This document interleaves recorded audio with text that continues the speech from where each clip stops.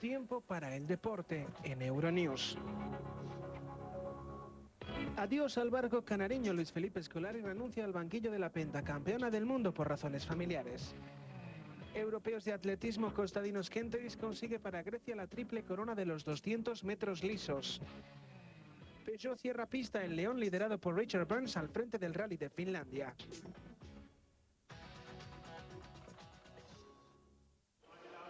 Ya era campeón olímpico y mundial en los 200 con el cetro europeo. Kostadinos Kenteris se ha coronado como el rey de la media vuelta, de eso no cabe duda. El velocista heleno llegaba a Múnich con la misión de unificar los 3 títulos y para ello salió como una bala, controlando a sus rivales y derecho a la victoria con mejor marca mundial del año incluida, 19.85. Kenteris se convierte así en el primer omnicampeón, si se nos permite la expresión, de la historia en la distancia. La plata se la llevó el portugués Francis Obiguelu, el bronce el británico Marlon Devonish. España sigue cumpliendo con sobresaliente en estos europeos. Tercer oro a cargo esta vez de Clori Alois y la velocista de origen nigeriano, que se impuso con autoridad en los 100 metros vallas con un tiempo de 12 segundos y 73 centésimas a la ucraniana Olena Krasovska y la búlgara Yana Kasova. Es el tercer oro para la delegación española, que se mantiene tercera en el medallero por detrás de Rusia y Grecia. Un buen día para la tricolor. Stéphane Diagana y Muriel Urtiz izaron a lo más alto la velocidad francesa en estos europeos. Diagana, campeón mundial en 1997, tenía en la final de los 400 de Múnich quizás la última oportunidad para apuntarse a algo grande. A sus 33 años esta final era pues para él un ahora o nunca. Fue una hora de los grandes. El velocista galo llevó el peso de la carrera hasta la misma recta final, en la que entró destacado y supo mantener la ventaja. Su tiempo 47.58, mejor marca mundial del año y un oro que culmina una carrera. La plata fue para el checo Jiří Music, el bronce para el polaco Pavel Januszewski.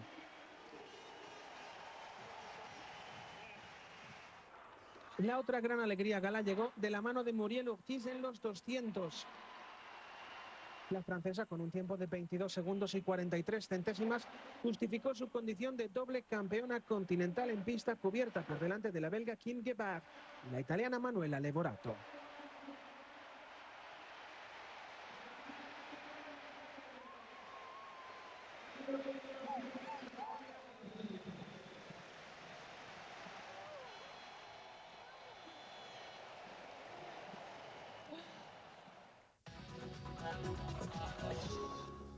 Repaso a otros resultados de la jornada en breve. Oro en salto con pértiga femenino para la rusa Svetlana Feofanova. La subcampeona mundial se llevó el concurso con una marca de 4 metros y 60 centímetros, 5 mejor que su compatriota Yelena Isinbayeva, medalla de plata. El bronce fue para la alemana Yvonne Buschbaum. Rusia se mantiene al frente del medallero gracias también al martillo y a Olga Kuzenkova, que tras los segundos puestos cosechados en los mundiales de Edmonton y los Juegos de Sydney consiguió por fin su primera gran alegría. La rusa envió el martillo a 72 metros y 94 centímetros. La plata fue para la polaca Kamila Skolimowska y el bronce para la francesa Manuela Montebrun. Un lanzamiento histórico con sus 88 metros y 54 centímetros. El británico Steve Buckley se aseguró su cuarto título continental consecutivo, algo que tan solo han conseguido otros 2 atletas en la historia. La plata fue para el ruso Sergei Makarov, el bronce para el alemán Boris Henry.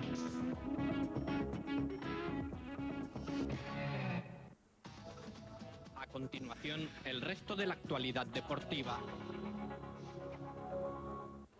Brasil tiene un pentacampeón menos. Luis Felipe Scolari deja el barco canareño. El técnico de la selección anunció a última hora del viernes su renuncia al combinado nacional, alegando razones familiares. Scolari se despedirá de la afición el próximo día 21 de agosto en un amistoso ante Paraguay, después de conducir a Brasil a su 5º título mundial el pasado mes de junio en Corea y Japón.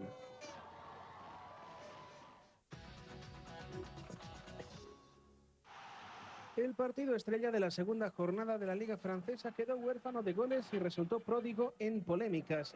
Paris Saint-Germain y Girondins de Burdeos salieron al campo demasiado temerosos. Así, lo más destacado ocurrió al filo del descanso en ese encontronazo entre el brasileño André Luiz y Christophe Dugarry. Pasó a Tangana y por indicaciones del asistente de esa banda terminó en doble expulsión. Con 10 por equipo no mejoró el juego. Este gol, anulado a los de Luis Fernández por falta previa de Aloisio sobre el meta Jamé en la salida, fue la mejor ocasión para los visitantes. Pauleta tuvo en su cabeza el gol local, pero esta vez no le sonrió la fortuna en el Chabón del Mas, Girondin 0, PSG 0.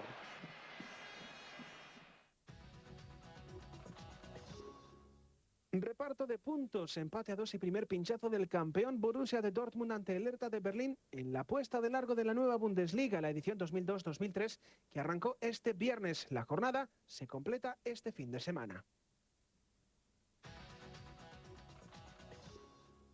El CSKA de Moscú goleó al Rostov Rostov en partido de la Liga Rusa de Fútbol disputado el viernes.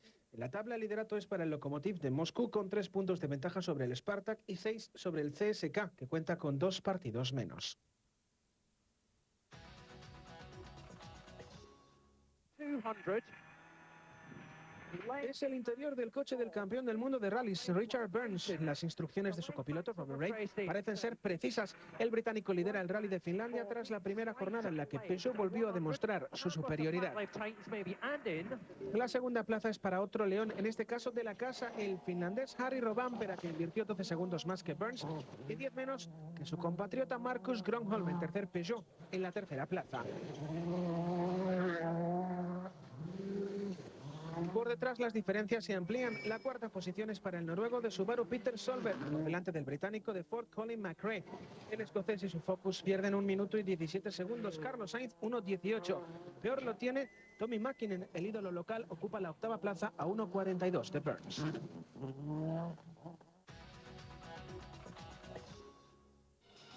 Estamos en Vilnius, la capital de Lituania. Estas imágenes corresponden a una manifestación en apoyo de la esposa del ciclista Raimondas Rumsas, encarcelada en Francia, acusada de tenencia y tráfico de productos dopantes tras el tour en el que su marido consiguió el tercer puesto. Y este directivo del ciclismo lituano resume el motivo de la manifestación. Básicamente pide que los valores de libertad, igualdad y fraternidad, símbolos del pueblo francés, se hagan extensivos, en este caso Edita Rumsiene. Aunque no parezca servir de mucho visto el éxito de la convocatoria, Lituania ha comenzado a promover un boicot a los productos franceses hasta que se aclare el caso Rumsas. Mientras Edita continúa en prisión, su marido pasó el jueves un nuevo control antidopaje en Letonia. Rumsas dio negativo en todos los controles a los que fue sometido durante el Tour de Francia.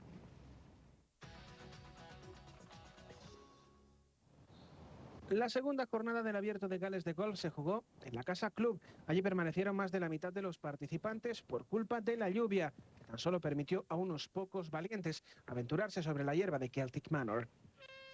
El sábado nos depara pues jornada doble. El liderato provisional es para el escocés Paul Lawrie.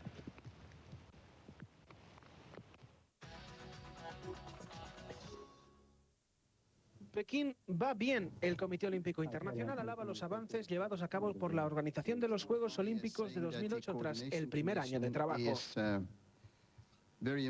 Lo ha hecho por boca de Hein Verbrugge, presidente de la comisión que ha visitado la capital china esta semana, quien ha quedado gratamente sorprendido por lo que considera una situación general aún mejor de la prevista. Pese a todo, Pekín tiene aún por resolver problemas capitales como las comunicaciones y la polución en la ciudad. La capital china presenta hoy en día un panorama ambiental que todavía dista mucho del deseado para la celebración de unos Juegos Olímpicos. Tiempo habrá hasta 2008. De momento, Pekín funciona. Es todo por el momento.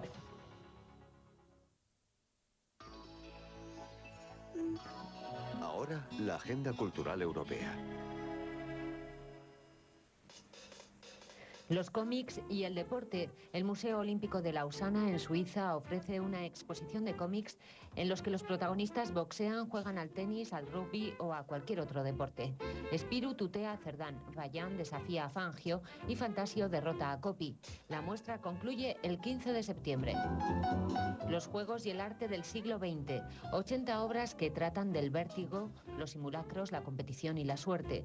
Piezas de Botero, Chagall, Cristo, Dalí, Segal o Warhol, entre otros, que pueden contemplarse en Biarritz hasta el 3 de octubre y después en Zaragoza hasta enero. En Rimini, Italia, está El Paraíso Perdido, o al menos esta muestra del arte contemporáneo centrada en la relación entre la naturaleza y el arte. Algunos de los trabajos expuestos se crearon especialmente para la ocasión. Son fotografías, pinturas, esculturas, vídeos y performance expuestas hasta finales de mes. El Museo de Historia Natural de Londres exhibe 13 fósiles de pterodáctilos encontrados en China. Algunos científicos ya sostenían que los pájaros descendían de los dinosaurios. La hipótesis parece confirmarse al haberse descubierto un reptil volador que data de hace 124 millones de años. El ejemplar está en Londres hasta el próximo año. La Feria de Dax, 6 corridas, música, folclore y fuegos artificiales. La localidad vasco-francesa se vuelca en el arte de la tauromaquia del 13 al 18 de agosto, en un ambiente de fiesta popular típico del verano.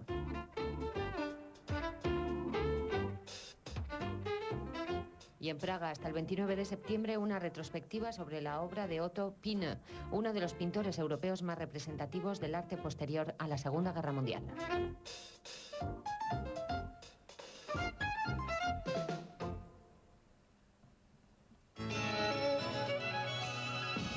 Y ahora una selección estival de nuestros mejores magazines culturales.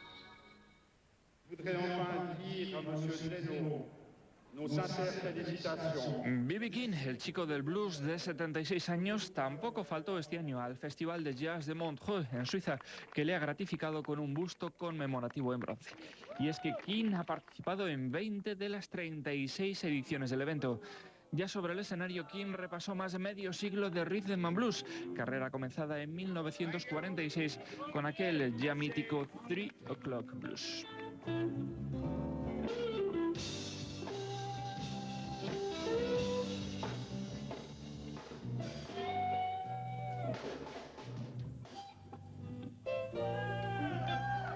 The guy done got so old he can't stand up and play no more. I say to you, you're just about right. No, now I have bad knees, and now 76 years old.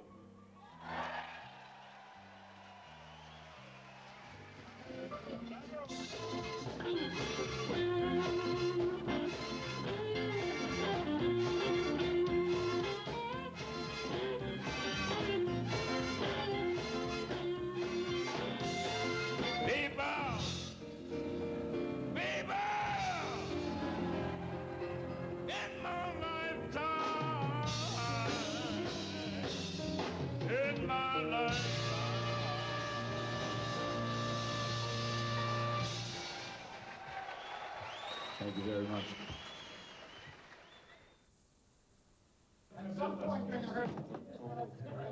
Nació en Memphis como el blues y el gospel, y en 20 años de carrera Kirk Ballum ha conseguido que las notas de su saxofón sean reconocibles.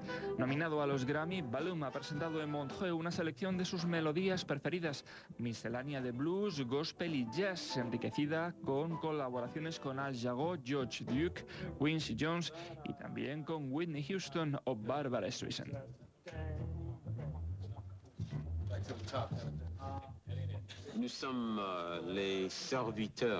No somos estrellas, somos servidores del público, dice el estadounidense en un francés aprendido tras una beca de estudios en París.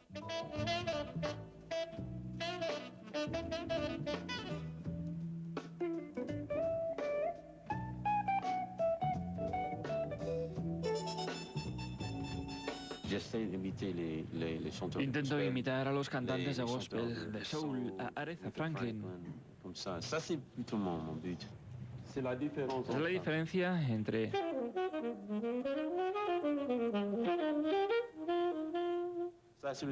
Eso era jazz, pero esto...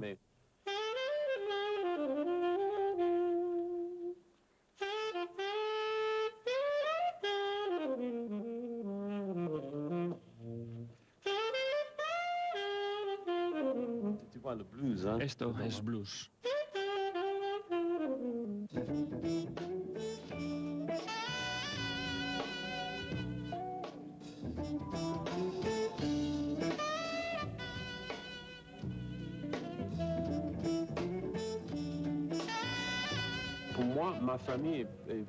Mi familia dice es más importante que mi música. Si en el día de mañana no pudiera volver a tocar, no tendría problemas. Tengo muchas otras razones para seguir viviendo.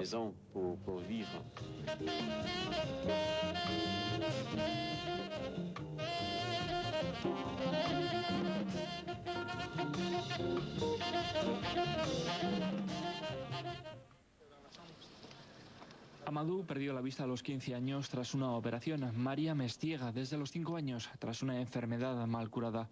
Ambos se conocieron en el Instituto de Jóvenes Ciegos de Bamako, capital de Mali. Fundaron una familia y formaron un grupo musical que ha presentado en Montreux un boogie blues cargado de resonancias étnicas y cantado en Bambara, Prul y Dogon, dialectos de su país natal. Tras un retiro voluntario, el dúo volvió a los escenarios en 1998.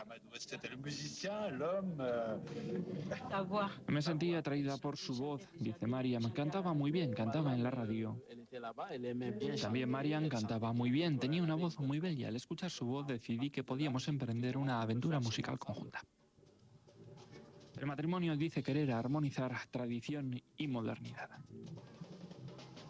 Para los campesinos de nuestros pueblos, la música moderna es un conjunto de instrumentos, como la guitarra, que desnaturaliza la tradición, que no tiene nada que ver con costumbres como cantar juntos dándose la mano, que es lo que hacen allí. Son cosas demasiado diferentes.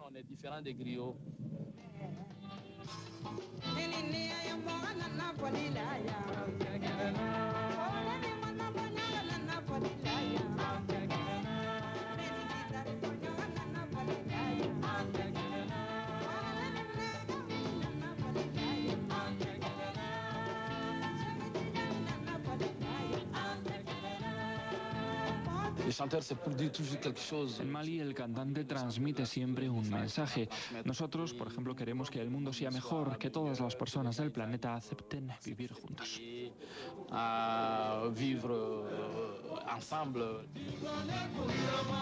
Jenny Musso, su último álbum, fue así de bien recibido en Montreux.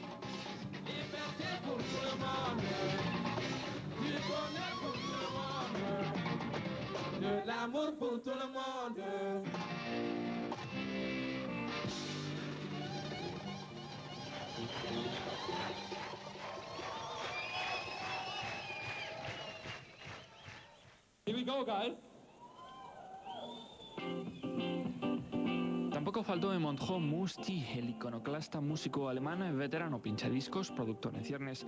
Llevó al escenario una Macedonia de aromas funky, dance, reggae y jazz extraída de su último álbum Gourmet de Funk.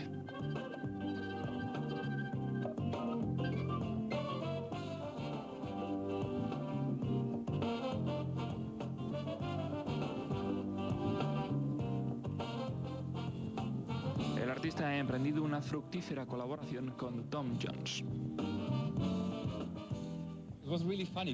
Fue muy divertido, recuerda, porque el manager de Tom Jones, que es además su hijo, me preguntó hace ya años si quería remezclar material viejo de Tom. Yo le dije que sí, que me llamara, pero nunca lo hizo.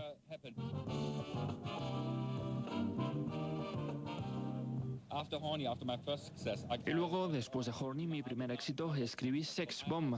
Pensé que me gustaría que Tom Jones la cantara conmigo y llamé a su manager y les envié una maqueta.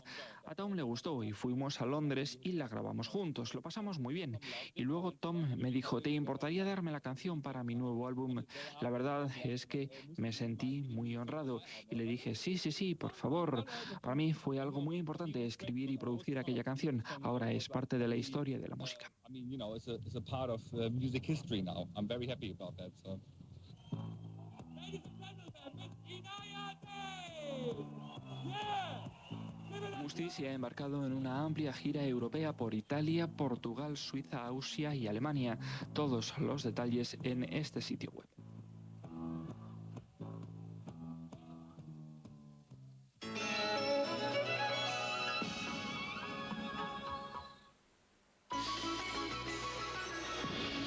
Ahora, el tiempo en Europa.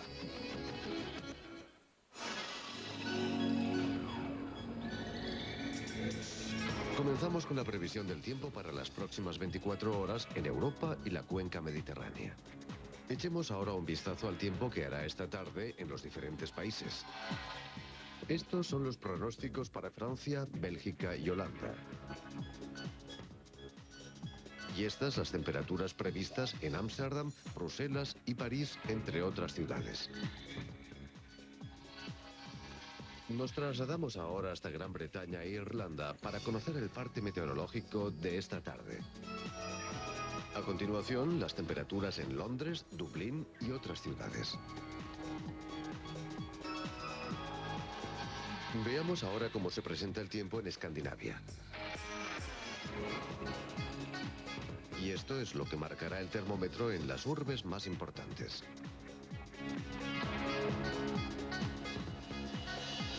Últimas previsiones para Alemania, Austria y Suiza.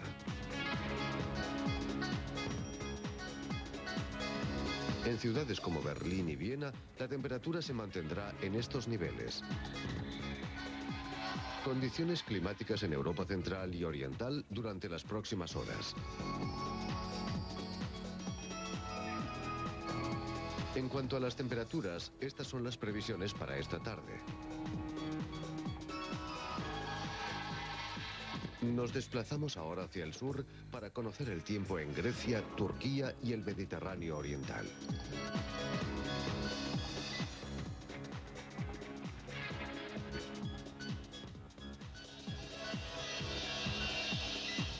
Veamos ahora qué ocurrirá en Italia y en la región de los Balcanes a lo largo del día. Hasta aquí llegará el termómetro en Roma y las demás ciudades. Finalmente observemos la situación que se vivirá en España, Portugal y el norte de África esta tarde. Conozcamos ahora las temperaturas en ciudades como Madrid y Lisboa. Y si desea más detalles, visite en internet nuestra página web euronews.net.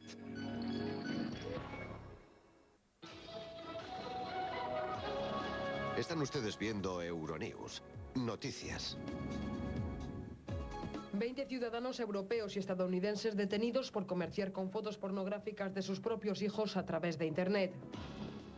Varios miles de serbios de Kosovo protestan en Mitrovica por la intentona de arresto de su líder, buscado por la policía de la ONU.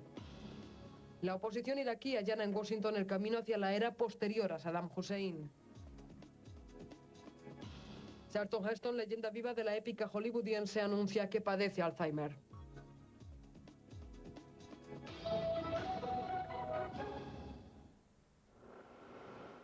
Desmantelada una red de pornografía infantil que actuaba a ambos lados del Atlántico. 20 personas han sido detenidas en Estados Unidos y Europa, acusadas de explotación sexual de menores y de divulgar imágenes de pornografía infantil a través de Internet.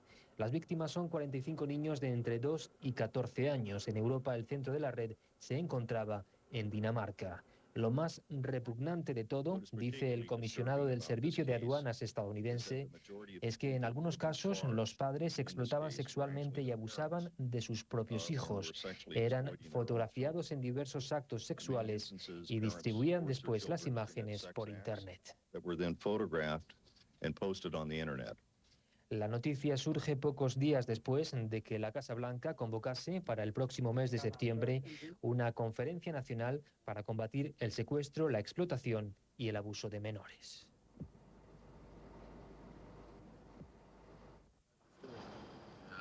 La justicia norteamericana admite a trámite una demanda contra diversos grupos y entidades europeas sospechosas de haber sostenido el apartheid en Sudáfrica. En medio de las fuertes sanciones internacionales adoptadas antes de la llegada de Nelson Mandela a la presidencia del país, el gigante British Petroleum, Deutsche Bank y la entidad británica Barclays mantuvieron relaciones económicas privilegiadas con el sistema político sudafricano, según la demanda. El abogado de la acusación, Edgar Fagan, ha presentado el caso como una violación de los derechos humanos. Estas compañías sabían lo que estaban haciendo. Con su dinero se financió la opresión del régimen sudafricano, afirma. Las partes tienen de plazo hasta la última semana de agosto para presentar sus argumentos. Para las víctimas del apartheid, como para este antiguo prisionero político, el proceso tiene un único objetivo: saber cómo se sostenía el sistema y quién sacaba provecho de ello. La lista de entidades puestas en tela de juicio la encabezan Credit Suisse y UBS. A ellas se les pide en concepto de daños y perjuicios entre 50 y 100.000 millones de euros. El proceso formal comenzará como pronto en febrero. Los serbios kosovares de Kosovska Mitrovica protagonizaron ayer una marcha de protesta por el intento de arresto de su líder, Milan Ivanovic, por parte de la policía de la ONU en la provincia. A sus colegas del hospital local donde trabaja se unieron miles de ciudadanos de Mitrovica en una concentración sobre el río Ibar, que divide el sector norte de mayoría serbia de la parte sur de la ciudad, donde la casi totalidad de la población es albano-kosovar. El mismo escenario donde resultaron heridos el pasado abril 22 policías internacionales durante unas revueltas en las que se lanzaron 2 granadas de mano. La policía de la ONU y las fuerzas de la KFOR acusan al médico Milan Ivanovic de instigar estos incidentes, por lo que pesa sobre él una orden de búsqueda y captura. Para los serbios, de Mitrovica, Ivanovic, cabeza electoral del Consejo Nacional Serbio para las municipales, es una víctima inocente de las presiones de la ONU. La oposición iraquí presenta en Washington un plan para derrocar a Saddam Hussein. Los líderes de los 6 grupos que integran el Congreso Nacional iraquí se reunieron ayer con representantes del Departamento de Estado norteamericano en medio de las conjeturas sobre una invasión estadounidense a Irak. Como resultado, la coalición de grupos opositores a Saddam Hussein ha prometido la elaboración de un proyecto sobre el futuro del país, tras el derrocamiento, según palabras textuales, del régimen dictatorial iraquí y el establecimiento de un gobierno democrático y plural. Democratic, constitutional, parliamentary regime in the future of Iraq. Frente a las críticas por la ausencia de una figura política capaz de reunificar el país si Hussein es derrocado, la oposición en el exilio ha pedido a Estados Unidos protección para el pueblo iraquí. Todo ello apenas 24 horas después de que el propio Saddam llamara al país a la lucha contra el enemigo en un discurso televisado. La red terrorista Al-Qaeda podría estar detrás de la dantesca explosión de una empresa constructora en Jalalabad. Esa es al menos la hipótesis privilegiada por las autoridades militares afganas. Entre los escombros se han encontrado restos de detonadores que apuntan a la utilización de un coche bomba. Aunque aún no hay confirmación oficial de lo sucedido, este comandante militar local explica que solo puede tratarse de un acto terrorista organizado por los enemigos de Afganistán, es decir, Al-Qaeda, contra el embalse hidroeléctrico de la región, ubicado a escasos metros del lugar donde ocurrió la explosión. Hasta el momento se han rescatado 26 cadáveres de entre las ruinas y más de 80 heridos permanecen ingresados en los hospitales de Jalalabad. Una avalancha de cifras negativas amenaza con arrastrar al ministro italiano de Economía. El crecimiento del Producto Interior Bruto está por los suelos y la producción industrial ha caído en picado este segundo trimestre del año. En días pasados se supo además que la deuda italiana había alcanzado su máximo histórico. Pese a que la patronal se muestra optimista, asegurando que las perspectivas de crecimiento en el país tienden a remontar, la crisis por la que atraviesan las finanzas italianas pone en cuestión la labor del ministro de Economía Giulio Tremonti, político muy cercano al primer ministro Silvio Berlusconi. Su deseo de bajar los impuestos es ya agua de borrajas. Pero lo más alarmante es que la situación italiana no es una excepción en Europa. Incluso el déficit público alemán roza ya el límite impuesto en la eurozona. Un cartel que ha acabado con la paciencia de los viticultores franceses. En él se puede ver cómo una etiqueta de vino impide la visibilidad de un conductor. Forma parte de la última campaña de seguridad vial. Los productores de vino han puesto el grito en el cielo y han lanzado su propia promoción de caldos. Su eslogan, el alcohol no es droga ni el vino el único responsable. El ministro de Agricultura francés comprende su enfado. Según dice, hay que luchar contra el alcohol al volante, pero sin estigmatizar a los viticultores. Para aumentar la presión, estos han decidido tomar medidas legales contra el organismo encargado de la seguridad vial.